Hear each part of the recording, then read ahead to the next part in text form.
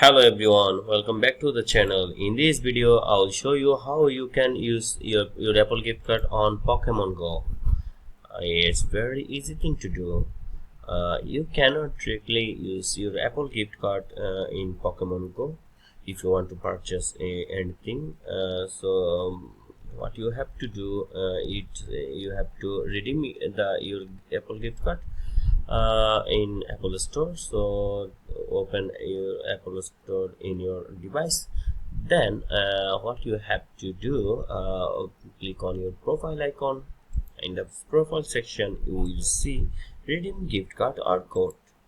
Tap on it and you can redeem the code using your camera, or you can also enter your code manually. Do what is easy for you. So after redeem code, your Apple gift card amount will add it to your account. Then now go to Pokemon Go and purchase anything what you want. Then you have to link your Apple wallet with your Pokemon Go, and it will be created from there. So that's it. That's how you can use your Apple gift card to your Pokemon Go.